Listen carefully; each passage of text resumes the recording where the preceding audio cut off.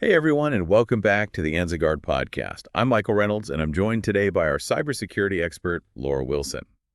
Today, we're taking a deep dive into a topic that's essential for anyone who spends time online: VPNs. That's right, Michael. We'll be unraveling the mysteries of VPNs, exploring why they've become so crucial in today's digital world, how they work their magic behind the scenes, and what you should consider when choosing one that's right for you.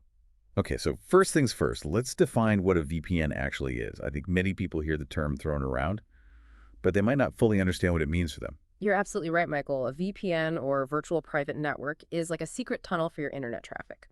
Imagine you're sending a postcard with sensitive information. Anyone handling that postcard can see what you've written. A VPN is like putting that postcard in a sealed envelope, ensuring that only the intended recipient can read it. So it's about adding an extra layer of security and privacy to your online activities. What are some of the reasons why businesses and individuals are turning to VPNs?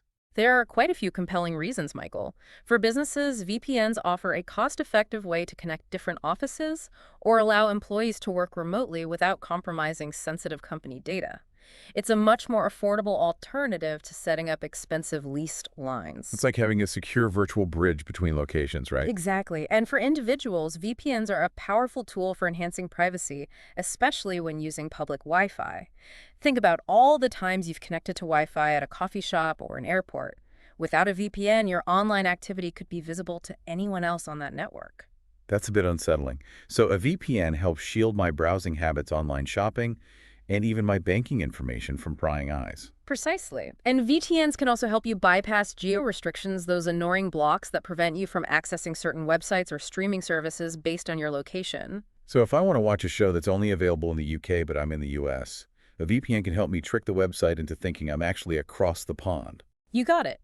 Now let's demystify how these VPNs actually work.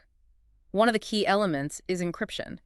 It's like taking your internet traffic, which is essentially data, and scrambling it into an unreadable format. So even if someone manages to intercept my data, it just looks like gibberish to them. That's right. It's like having a secret code that only the intended recipient can decipher. This encryption happens within a secure pathway called a tunnel, which encapsulates your data and sends it through a remote VPN server. This server acts as a middleman, masking your true location. So instead of my internet traffic going directly to the website I'm visiting, it first goes to the VPN server, which then relays it to the destination. Exactly. And to add another layer of anonymity, the VPN replaces your IP address with the IP address of the VPN server. Your IP address is like your digital fingerprint revealing your location. So with a VPN, I can be physically in New York, but digitally I can be anywhere in the world. Precisely. That's how you can bypass those geo-restrictions and access content that might be blocked in your region. Now, I know that there are different types of VPNs and ways to set them up.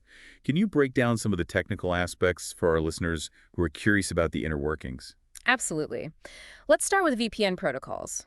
These are like the different languages that VPNs use to establish and manage that secure connection we talked about. One you might come across is PPTP, which is an older protocol that's known for its speed, but has some security vulnerabilities. Yeah. If speed is your priority and security isn't a major concern, you might see this offered. However, It sounds like there are better options available if security is a top priority. you're right. A more secure option is L2TPI FASEC, which adds an extra layer of security but can sometimes slow things down a bit because of the way it encapsulates data. And then there's OpenVPN, often considered the gold standard. It's open source, which means its code is publicly available for scrutiny, and it's known for its robust security and reliability. So for someone who's looking for the best balance of security and performance, OpenVPN would be a good choice. Absolutely. And we can't forget about the rising star WireGuard. This newer protocol is gaining popularity for its speed, simplicity, and strong security features. So it's like the up-and-comer that's challenging the status quo. Exactly. Now let's move beyond protocols and talk about VPN topologies. This refers to the way a VPN network is structured, determining how different locations or users are connected. So it's like the architecture of the VPN network, how everything is laid out. Precisely. The most common topology is the hub and spoke model. Imagine a bicycle wheel with the hub at the center and the spokes radiating outwards. In this model, a central hub connects to multiple spokes, which could be branch offices or individual users. So it's like all traffic flows through that central hub. That's right. There are other topologies like point-to-point, which creates a direct connection between two endpoints, and full mesh, where every device connects to every other device. but those are generally used in more specific scenarios. So for most businesses and individuals, the hub and spoke model is the way to go. Exactly. Now, another feature you might encounter is split tunneling. This gives you the option to route only specific traffic through the VPN while other traffic goes directly to the internet. So I could have my work emails and sensitive files securely routed through the VPN while my streaming traffic bypasses it, potentially improving speed. That's the idea. But it's important to be aware that split tunneling can sometimes reduce overall security if sensitive data accidentally bypasses the VPN. That's a good point. It's like leaving a back door open, even if you've locked the front door.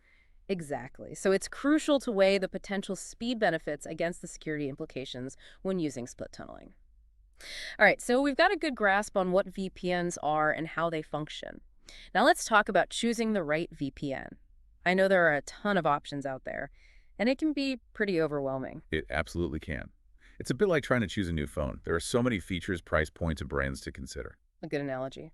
So what are some of the key things listeners should keep in mind when they're wading through all those VPN choices? Well, first and foremost, you need to decide whether you need a VPN for personal use or for your business. Business VPNs are often designed to handle multiple users and devices with features that cater to managing a whole network. Personal VPNs are typically more streamlined, focusing on individual privacy and security. And then there's the big question, free versus paid VPNs. You mentioned this earlier, but can you delve a little deeper into the pros and cons? Of course, free VPNs can be tempting, especially if you're just dipping your toes into the VPN world. But remember, there's often a trade-off. These services might have data limits, meaning you can only use a certain amount of data per month. They might also have slower speeds, which can be frustrating if you're streaming videos or downloading large files. So it's like the free version of an app that's supported by ads or has limited functionality. That's a good way to think about it. And perhaps the most important consideration with free VPN is that some might compromise your privacy by logging your data and potentially selling it to third parties. So you're essentially paying with your data instead of your wallet. Exactly. Paid VPNs, on the other hand, generally offer better performance, stronger security features, and most importantly, stricter no-logs policies. They generate revenue from subscriptions, so they don't need to rely on selling your data. That makes sense. Okay, so once you've figured out your budget and whether you need a personal or business VPN, what else should people be looking at? Server location is crucial. A wider network of servers across the globe gives you more options. It allows you to bypass those geo-restrictions we talked about and potentially achieve faster speeds because you can choose a server that's geographically closer to you. Right, because the data travels faster over shorter distances. So if I'm in the US and I'm trying to access a website in the UK, connecting to a VPN server in London would be faster than connecting to one in Australia, for example. Exactly. The number of servers within each location also matters. A VPN with a large number of servers can better distribute the load, preventing overcrowding and slowdowns. So it's not just about having servers in a lot of different countries, it's also about having enough servers in each country to handle the traffic. Precisely. You'll also want to consider the specific features offered by different VPNs. Some may have a kill switch, which automatically disconnects your internet if the VPN connection drops. That sounds like an important safety feature. What exactly does a kill switch prevent? It prevents your real IP address and data from being exposed if the VPN connection suddenly fails. It's like an emergency brake for your online privacy. So it's an extra layer of protection to ensure that my true location and online activity remain hidden even in unexpected situations. Exactly. Another feature to consider is split tunneling, which we touched upon earlier. It lets you decide which traffic goes through the VPN and which goes directly to the internet. Right, so I could have my work-related traffic securely routed through the VPN while my streaming traffic goes directly to the internet, potentially improving speed. Precisely. But remember, split tunneling can sometimes decrease overall security if sensitive data accidentally bypasses the VPN. You'll want to weigh the potential speed benefits against the security implications. So it's a trade-off that requires careful consideration. Absolutely. You'll also find VPNs with features like ad-blocking malware protection and even dedicated servers optimized for streaming or torrenting. It all depends on your individual needs and priorities. So it's like building a custom security suite tailored to your online habits. Now, you've mentioned the logging policy a few times. Can you explain why this is such a critical factor when choosing a VPN? Absolutely, Michael. The logging policy essentially dictates how much information the VPN provider collects and stores about your online activity. Ideally, you want a VPN with a strict no logs policy, which means they don't keep any records of your browsing history, connection timestamps, or any other data that could be used to identify you. So even if a government agency or a hacker demanded this information from the VPN provider, they wouldn't have anything to hand over. That's the goal. However, it's important to note that no logs policies can vary in their strictness. Some providers might still collect minimal data for operational purposes like bandwidth usage or server load. So it's essential to read the fine print and understand exactly what information they collect and for how long they retain it. Exactly. Transparency is key here. Fortunately, there are reputable VPN review websites and experts out there who can help you navigate these complexities. They've done the heavy lifting of testing and comparing different VPN services, providing insights into their features, performance, security, and logging policies. That's good to know. It's like having a trusted guide in the vast wilderness of VPNs. So once you've chosen and installed your VPN, what are some tips for using it effectively? Great question, Michael. Once you've installed your VPN, connecting is usually as simple as clicking a connect button. Many VPN apps will automatically choose the best server for your location, but you can also manually select a server from a list, choosing a specific country or city. So if I want to access content that's only available in a certain region, I can manually select a server in that location. Exactly. It's like having a digital passport to access content from around the world. However, it's important to remember that even with a VPN, you're not completely invisible online. It's like wearing a disguise.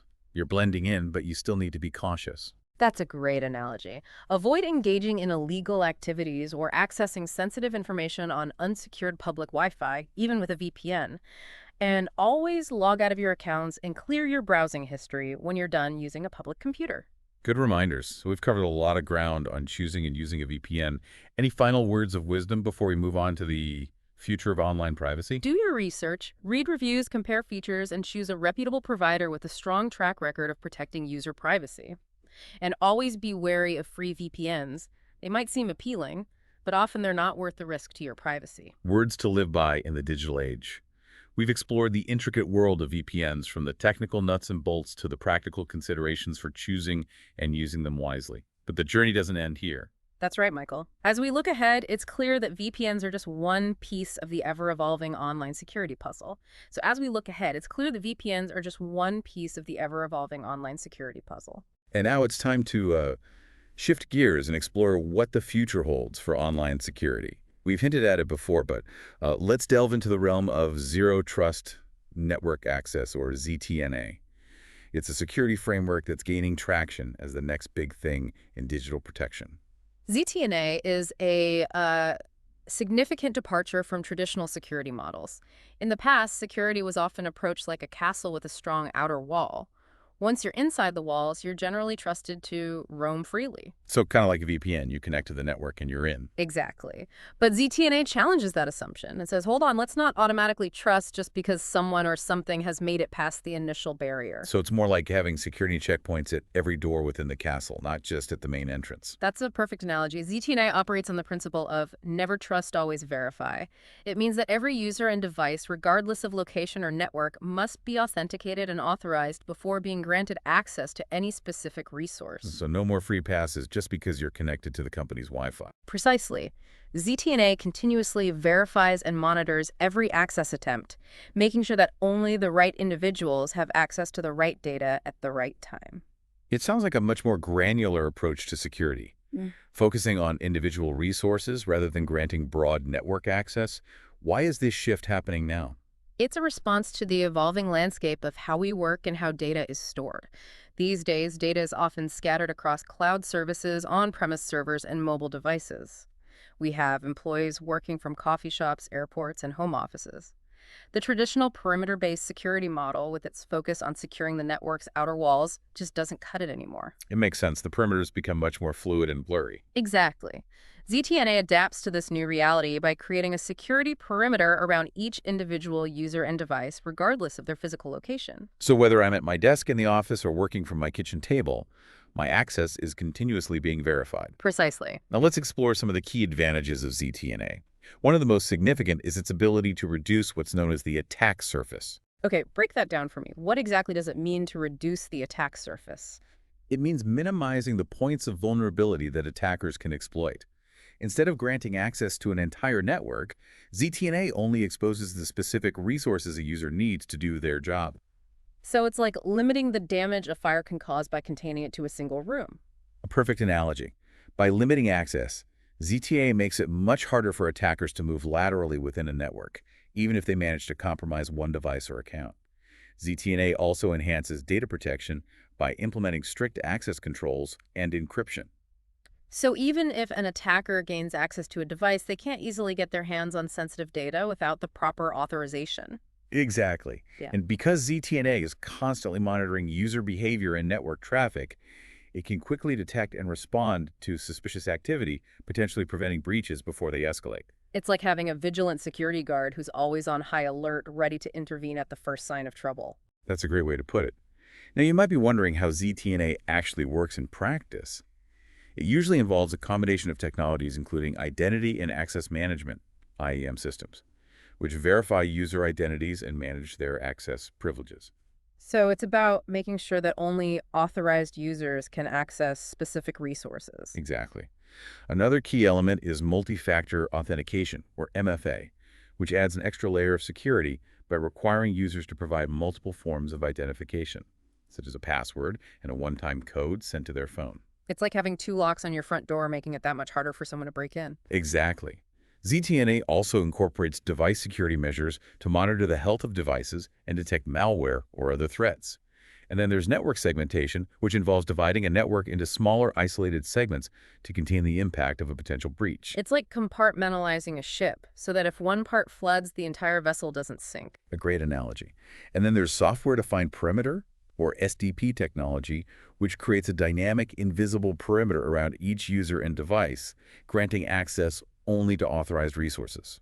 So it's like building a custom security bubble around each user tailored to their specific role and permissions. Precisely. And because ZTNA often relies on cloud-based services, it can easily scale to accommodate growing businesses and distributed workforces. Yeah. It's a flexible and adaptable security framework. It's like having a security system that expands and evolves as your needs change. Now, are there any downsides or challenges to implementing ZTNA? It sounds pretty complex. You're right, it can be complex, especially for larger organizations with intricate network architectures. Yeah. It often requires a shift in security mindset and a solid understanding of cloud technologies. It's not just about plugging in a new piece of software, it's a more holistic approach. So it's not a quick fix. It requires careful planning and integration with existing systems. Exactly, and the costs can be a barrier, especially for smaller businesses.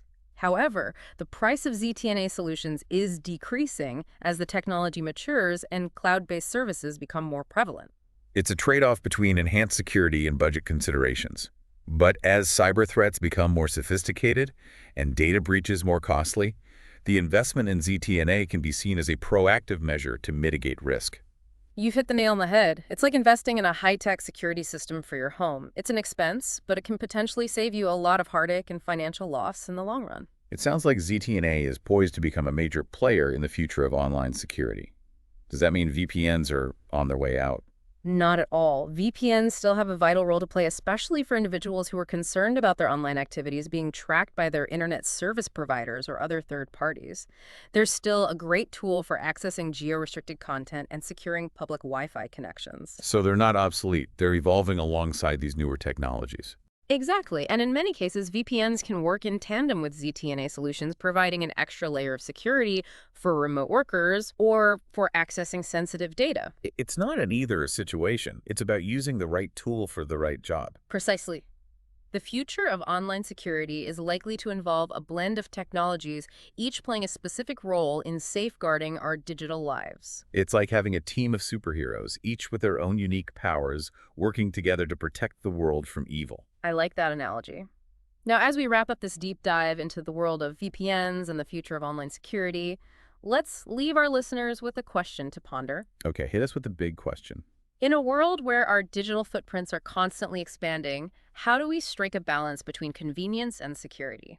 How do we embrace the benefits of technology without sacrificing our privacy and control over our data? That's a question we all need to be thinking about. It is. It's a question that will continue to shape the evolution of online security and how we interact with the digital world. Well, folks, we've explored the ins and outs of VPNs, peeked into the future with ZTNA, and left you with a thought-provoking question to ponder. We hope you've enjoyed this deep dive into the world of online security. If you'd like to continue the conversation, be sure to leave a comment or connect with us on social media. And don't forget to subscribe to the AnzenGuard Podcast for more insightful explorations into the world of cybersecurity. We're Michael Reynolds. And Laura Wilson. Thanks for joining us. Until next time, stay safe and stay secure.